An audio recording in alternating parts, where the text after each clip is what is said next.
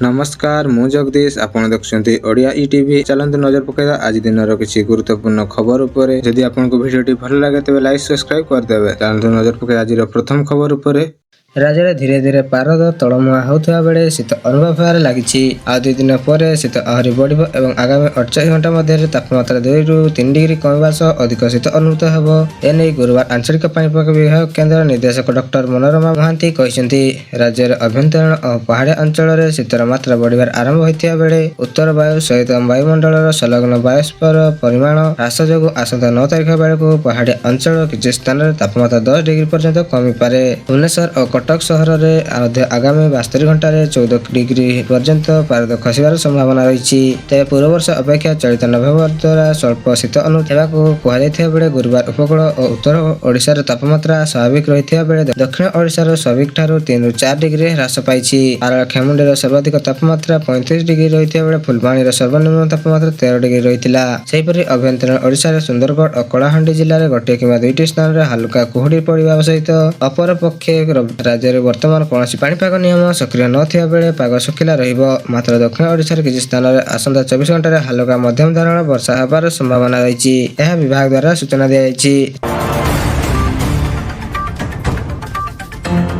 2025-26 आर्थिक वर्ष में नूतन पंजीकरण पर खोली सुभद्रा पोर्टाल। नूतन पंजीकरण पर नवेम्बर 1 ରୁ 30 तारिख पर्यंत संवेदन करिया हबो एवं परवर्ती आदर्श आचरण विधि पालन दृष्टि नुआपड़ा व्यतीत अन्य समस्त जिले में यह पोर्टाल उपलब्ध हबो। मिलिथिबा सूचना अनुसार शुक्रवार लौह मानव सरदार वल्लभ भाई पटेल 150तम जयंती पालन अवसर सुभद्रा एकता पदयात्रा अनुष्ठित होता। यह अवसर में उपमुख्यमंत्री प्रभाती परिडा जोगदे यह घोषणा करथिले। नूतन योग्य महिला जो बयस 1 एप्रिल 2025 सुधा 21 वर्ष किंबा तदधिक होइथिबो और सही योजना अंतर्भुक्त समस्त योग्यता मानदंड पूरण करथिबे सेमानको सुभद्रा सहायता राशि लागि आवेदन करि पारबे। एथिसह सेमाने गत आर्थिक वर्ष रे सुभद्रा योजना शामिल हेबा पय योग्य दायी मध्ये आवेदन करि पारि नथिले सेमानको पुणी थरे चलित वर्ष आवेदन पय सुযোগ दियाजिवो। नुआपड़ा जिला व्यतीत राज्यर समस्त अंगनवाड़ी केन्द्र और शिशु विभाग प्रकल्प अधिकारी कार्य रे बिना देय रे सुभद्रा आवेदन पत्र उपलब्ध हेबो बोली कहिसेंती उपमुख्यमंत्री प्रभाती परिडा।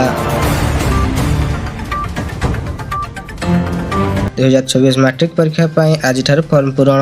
आज 22 तारिख पर्यंत फॉर्म पूरण करेंगे छात्र छात्री। एने माध्यमिक शिक्षा परिषद सूचना दी जाता बेले रेगुलर और एक्स रेगुलर परीक्षा ऑनलाइन व्यवस्था रही। विद्यालय मुख्यों द्वारा ऑनलाइन यह फॉर्म पूरण करा।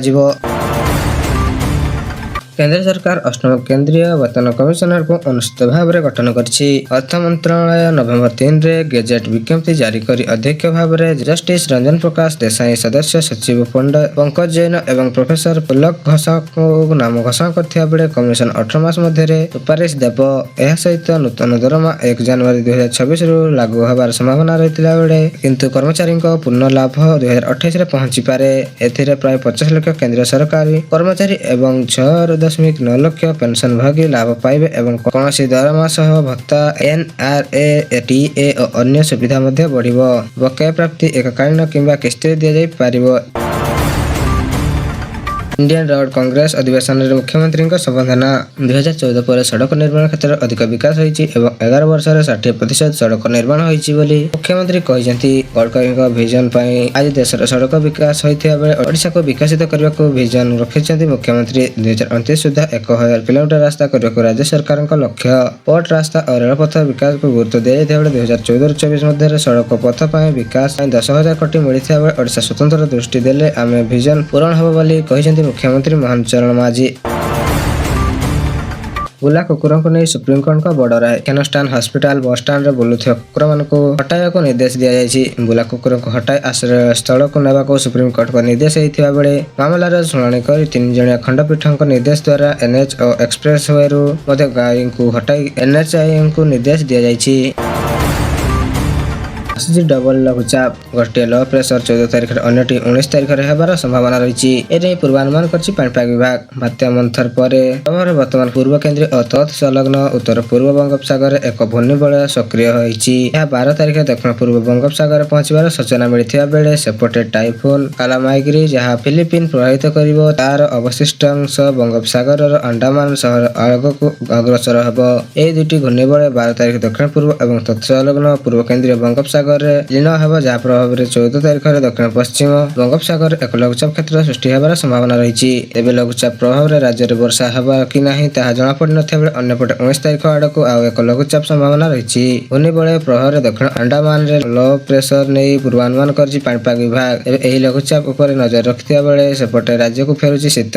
14 ତାରିଖରୁ 22 ତାରିଖ ମଧ୍ୟରେ ରାଜ୍ୟରେ ଶୀତର ଲହରୀ ଅନୁଭୂତ ହେବାର ସମ୍ଭାବନା ରହିଛି। ଚାଲନ୍ତୁ ନଜର ପକାଇବା ପରବର୍ତ୍ତୀ ଖବର ଉପରେ। ନୂଆପଡ଼ାରେ ଶାସକ ଦଳକୁ ଶାସିତ ଟାର୍ଗେଟ କଲେ ନବୀନ। ପୁଣି ବେଇମାନ କଥା ଉଠାଇ ଟାର୍ଗେଟ କଲେ ନବୀନ। 30 ୟୁନିଟ୍ ମାଗଣା ବିଜୁଳି ଓ 3500 ଟଙ୍କା ପେନସନ ମିଳିଲା କି? ଚାଷୀଙ୍କୁ ୟୁରିଆ ସାର ଓ ଯୁବବର୍ଗକୁ ଚାକିରି ମିଳିଲା କି? ମିଶନ ଶକ୍ତି ମହିଳାଙ୍କୁ ଋଣ ମିଳିଲା କି? କଟନୀ ଛଟନୀ ବନ୍ଦ ହେଲା କି?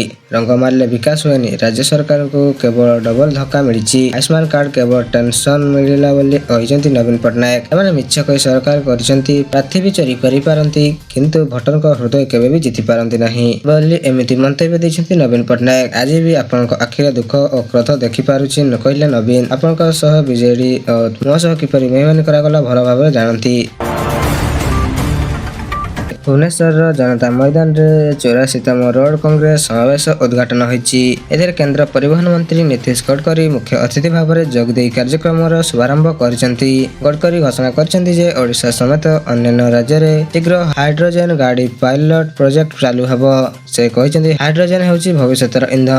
ଚାଷୀମାନେ ବର୍ତ୍ତମାନ ନଡ଼ା ଓ ବାଉଁଶରୁ ଇଥେନଲ ଇନ୍ଧନ ପ୍ରସ୍ତୁତ କରୁଛନ୍ତି ଏବଂ ଓଡ଼ିଶା ସରକାର ଏହାକୁ ପ୍ରୋତ୍ସାହନ ଦେବା ଦରକାର। ସେହିପରି ଗଡକରୀ କହିଛନ୍ତି ଯେ ଦେଶରେ ବହୁ ଦ୍ରୁତ ସଡ଼କ ବିକାଶ ହେଉଛି ଏବଂ ଏହା ସହିତ ବିଭାଗ ପାଖରେ 15 ଲକ୍ଷ କୋଟି ଟଙ୍କାର ଅର୍ଥ ଅଛି।